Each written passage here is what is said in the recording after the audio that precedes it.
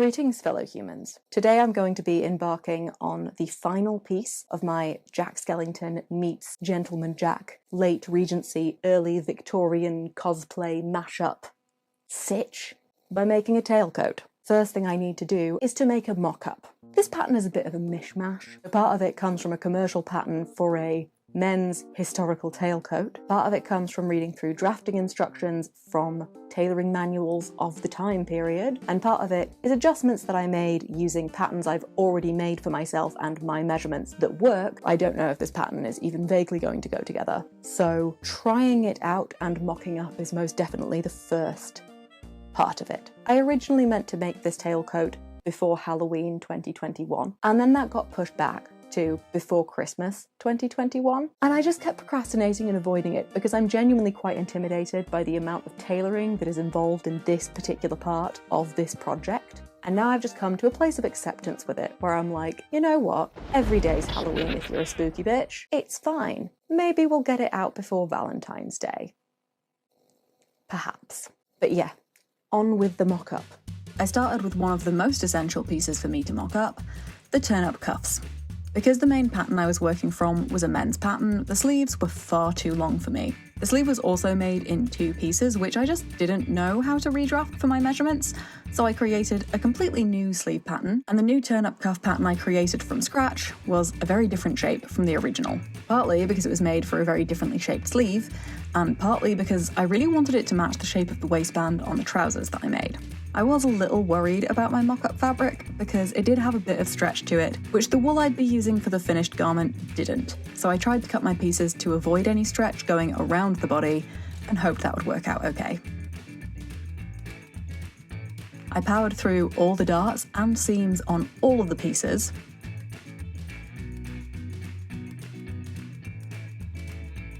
although I only bothered setting in one of the sleeves. I figured that would give me the information I needed, so why bother doing the extra work, right?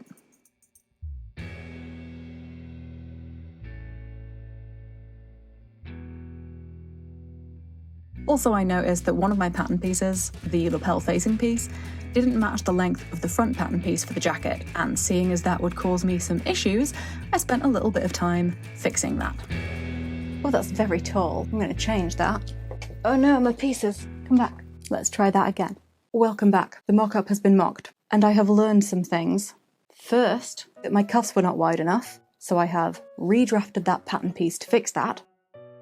And secondly, that I seriously goofed on the back piece of this jacket. I say seriously. Seriously enough. I noticed when trying it on that there was a significant amount of gaping at the back of the neck, and that the collar piece didn't seem to attach particularly well.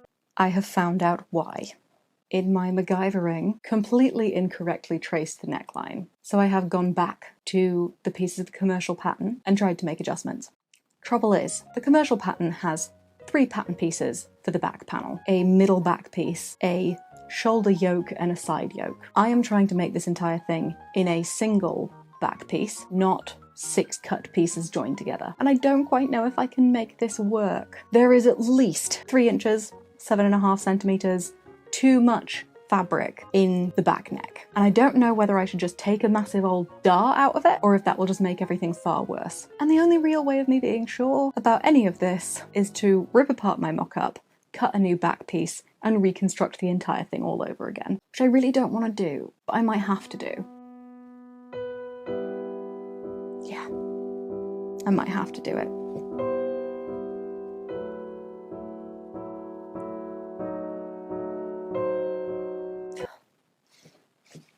So, I am back, having done some redrafting, including redrafting the entire back piece. The changes aren't huge, but they're significant enough that I'm a bit worried about just going for the final thing. This is the original back piece, and this is the new back piece. There is enough difference that just going straight for the final blow is probably a very bad move. But also I cannot be bothered to rip apart my old mock-up and redo it. So we're going for a sort of compromise?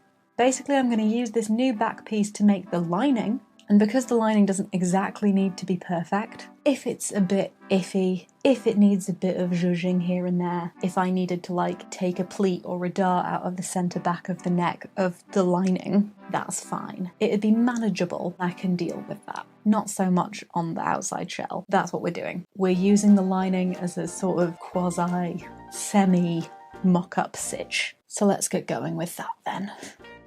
I pinned all of the relevant pieces onto the lining fabric, which is the same fabric I used on the inside of the little top hat that I made.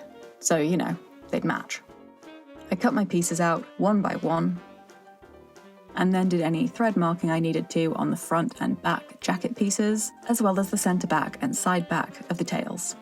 So, we have returned the next day. We have all of our lining pieces cut out, and we are ready to put those all together. The final piece I need to cut to check the fit of the jacket via the lining, as it were, is the facing for the jacket's lapels, which I need to do a little bit of figuring about, because when looking at reference images of Jack Skellington, the stripes on his lapels look like they go horizontally, which, if I've figured this out correctly, means I would need to cut the pieces for the facings on the cross grain, not on the straight grain of the fabric. But I don't think that should be too much of a problem. I think there shall be a lining montage, because I want to make one. Let's go.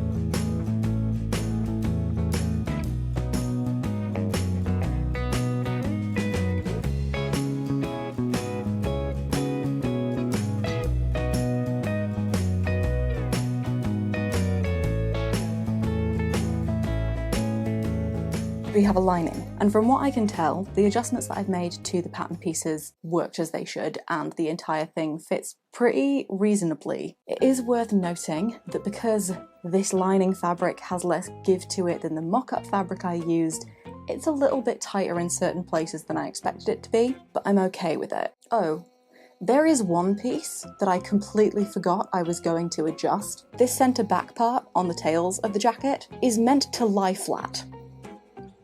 It does not lie flat. When I lined up the top part of the jacket and the tails section where I wanted it to be, there was a bunch of excess at the centre back of the tails, and I had to take a box pleat to make it all lie smoothly. I'd planned, between the mock-up and making the lining, to adjust that centre back piece so that wasn't the case. And I then promptly, completely forgot that I'd intended to do that. However, when I actually look at the appearance of that box pleat in the centre back, I actually really like how it looks, so I'm just gonna keep it.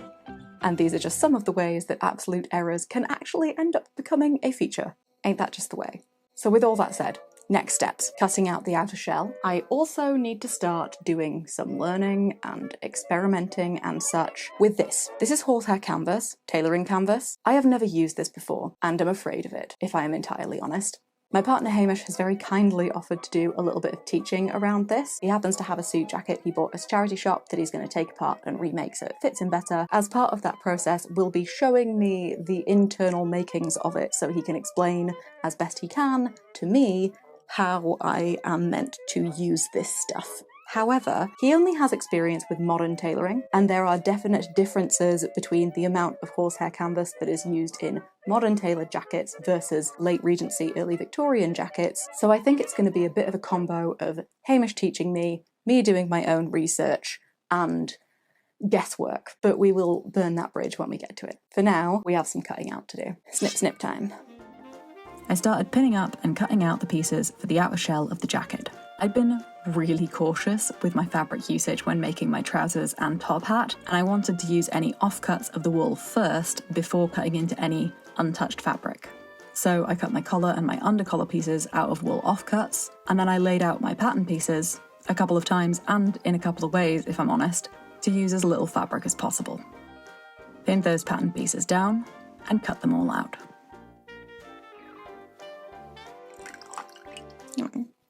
Thought there was more tea left. So, all of the pieces of the wool are cut out. It took me far, far longer than I wanted it to because my body was very angry today. My joints were very painful, so it was difficult to stand, so I had to take a lot of breaks. It is what it is. I wanted to get further with it, but chronic illness conspires against me, so I need to stop for the day and do some resting so that I can try to do some bits of this tomorrow. My brain is melting out of my ears, so I'm gonna go eat some pizza and probably watch Corpse Bride, and I will see you on the morrow. Also, I have loads of this fabric left over, and I need to figure out what I want to make out of it, because it is way too nice to not make stuff out of. So I need to do some pondering. Maybe suggest things in the comments of what you think I should make out of this. I could make a waistcoat, could make a skirt, could make like an Edwardian feel, like knee-length walking skirt and waistcoat set. That'd be cute. What do you think I should make out of it? Comment below with ideas that I can steal. I have returned. I'm in less pain, which is great. On the not great side, it has become very clear that when I have all of the pieces of the outer shell cut, but nothing joined together, this is the point where I need to cut and attach all of the horsehair canvas that I am very afraid of. I just don't want to completely mess it up, but I think I know about enough of how it's meant to be used to manage. Maybe. I don't actually know. I really hope so, but we'll see. I'm gonna go iron my horsehair canvas and start preparing to cut that out as well. I feel like I need to light candles to the sewing gods or something, because I gotta do something to make myself feel better about this. And pray for me. That's about all I'm doing right now. So some important things to know about horsehair canvas. 1. Don't iron directly on it. You want to put like a tea towel or some scrap fabric over top of it to iron through, so you're not ironing directly on the canvas. Second thing, like all woven fabrics, it has a straight grain and a cross grain. The horsehair is only woven through it on the cross grain, which means that it doesn't really like folding this direction along the straight grain. Because the horsehairs are woven through on the cross grain, it is totally fine folding in that direction because there are gaps between the hairs. Another very important thing, if you are going to use this, don't use fabric scissors to cut this stuff. You will just blunt them.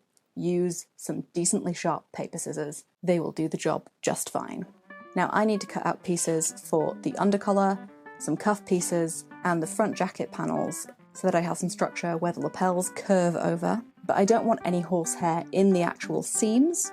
So essentially I need to trace all of these pattern pieces onto this canvas and then mark out the seam allowance on each piece so that I don't include that.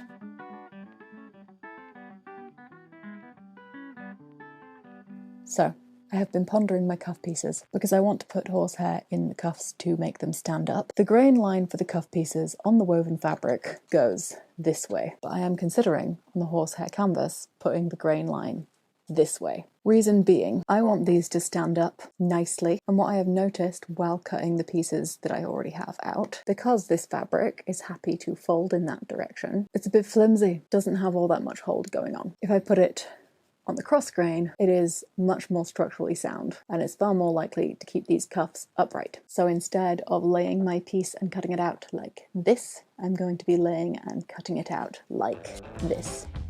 So after tracing and cutting out all of the pieces I needed from the canvas, including the turn-up cuffs, it was time to move on to pad stitching.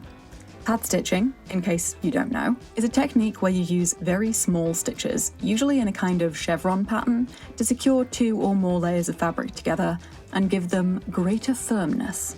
You can also use pad stitching to build curvature into the layers of fabric you're attaching so that the connected pieces sit or lie in the shape or position you need them to. And generally speaking, the closer together your small stitches are placed, the more firm the result will be. Pad stitching horsehair canvas onto fabric was the predominant method for stiffening and shaping pieces for tailored European garments before the invention of more modern forms of interfacing.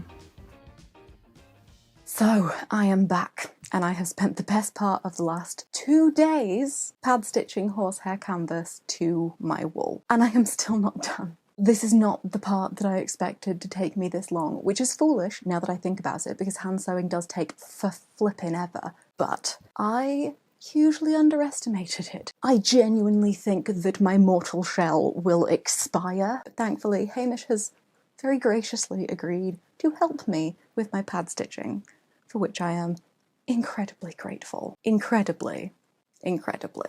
Again, to anyone who works in original practice and does entire projects through hand stitching, you have my utmost respect and, like, kind of my horrified awe, because I cannot fathom willingly doing that amount of hand sewing. So, props. However, enough of the pad stitching has been done on specific pieces, like the cuffs, that I can start working on some other parts of construction while Hamish pad stitches other parts. So hopefully I can finish this thing in the next, 2 days. I feel like I've been working on this my entire life. Let us move on from me complaining to me doing some form of productive construction on this, shall we? So while Hamish worked on pad stitching the collar, I sewed my cuff pieces together, turned them out, and pressed them, which was very satisfying. Then I tackled my inner arm seams, pinned up and attached each of the sleeves, cuffs, and sleeve facings, and turned my attention to the tails of the jacket, pressing and basting the turned-in facings of the centre back and side back pieces. Before I went back to even more pad stitching, this time on the jacket's lapels.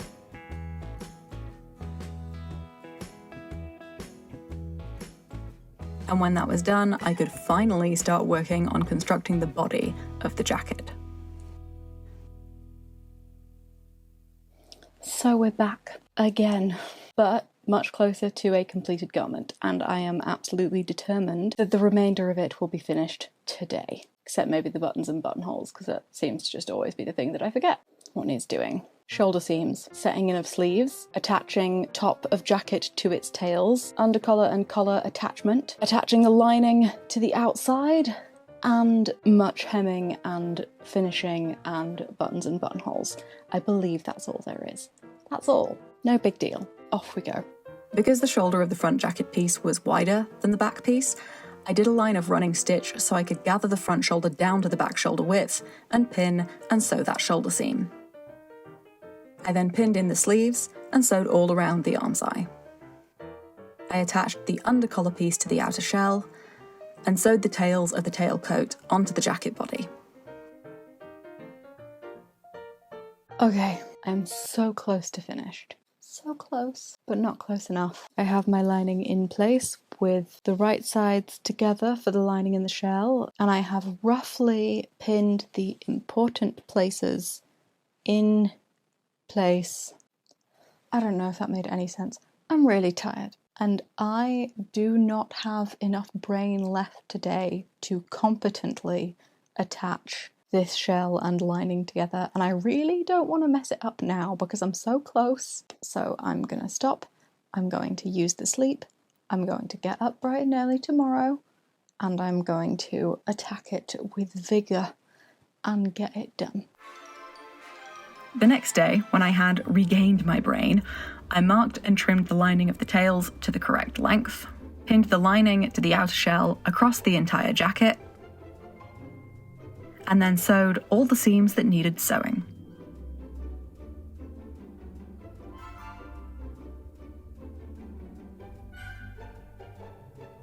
At which point, I discovered I had made a pretty significant mistake.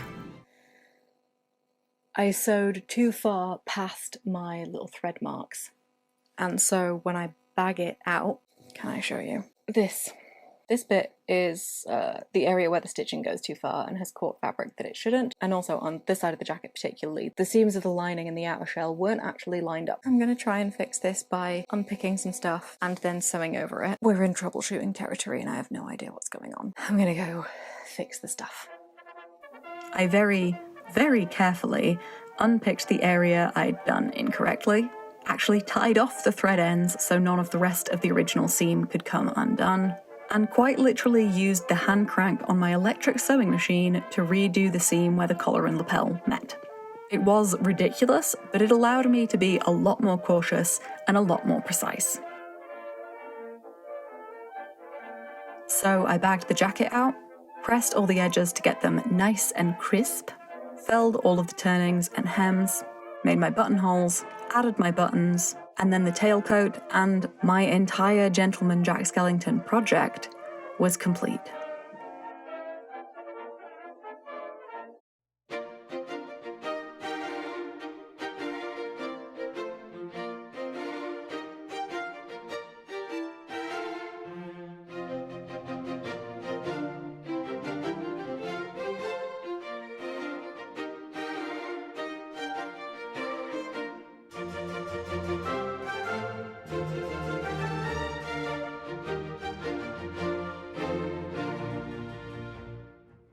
Don't know what to say. It's done. It's kind of strange because I've been thinking about this project and working on it for such a massive amount of time. It's really amazing to have it like completely come to fruition. I'm so proud of it. All of the individual pieces are pretty cool in and of themselves. Like, the jacket is very cool. The skill level necessary to do that kind of tailoring and make that kind of thing, like, it's not easy. So I'm really proud of just the jacket. I'm really proud of just the trousers, just the shirt, just the top hat. Love the top hat so much. But to actually have the opportunity to put all of them on together as an ensemble was amazing, and I felt so fabulous. If I could live my entire life with that level of confidence, oh boy. I'm really proud of what I've achieved with it. When I started my Gentleman Jack Skellington, I had never done any tailoring, and to go from never having done any tailoring to making an entire tailcoat, part of it self-drafted, with the front panels and cuffs completely lined with horsehair canvas, is quite a jump, honestly.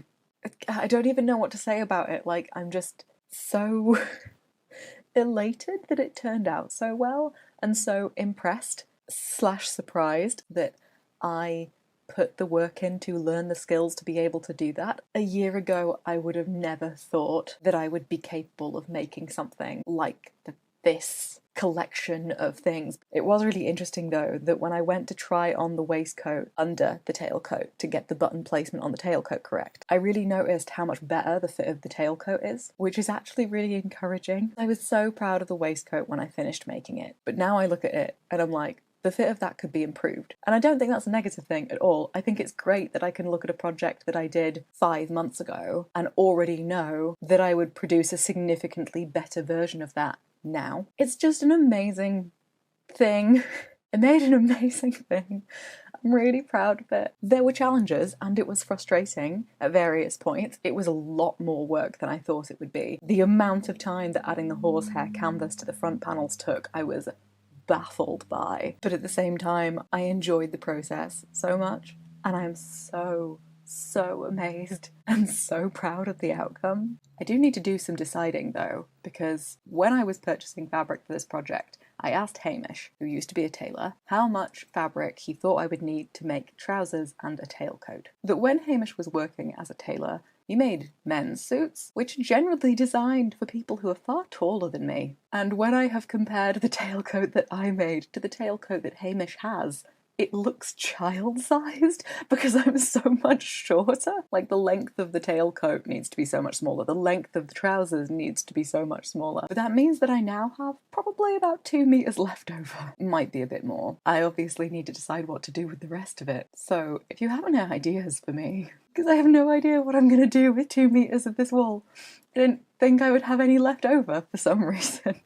I did have a little bit of a sad last night after filming the reveal footage where I just felt like a little bit lost, because I've been working on this project and thinking about it and planning for it and battling with various parts of it for so long. Now that it's done, I'm not quite sure what to do with myself. I am thinking about making a Goth Bridgerton outfit, so maybe that can fill the void. I don't know what else I can say about this other than the things that I created for my Gentleman Jack Skellington are really beautiful, actually, and I am very besotted with them. It's not often that I get to the end of a project and feel genuinely incredibly proud of everything that I did in it. I usually nitpick. I'm like, okay, yeah, it's good for what I wanted to create, but on to the next thing. I'm actually trying to take time with this one to just really sit with it and realise the scale of what I achieved. It's not just good for the thing that I wanted to create. It's just good. Full stop. I done good. It's nice. Thank you for coming along with me on this tailcoat adventure. If you haven't watched the other videos about me making my Gentleman Jack Skellington, there's a playlist that you can check out if that is your jam. If you enjoyed this and want to help me out, liking and sharing my stuff really helps me, subscribing to my channel, all that jazz. But whether you decide to keep hanging out or not, I hope everything is okay in your world. Especially right now. I hope you're doing okay. I will see you all next time. Why does our next door neighbour's dog have no chill? Either of their dogs. Neither of their dogs have any chill whatsoever. There's a new cat in the garden I've never seen before. Twig's not going to be happy about this. No. Apparently I'm dying.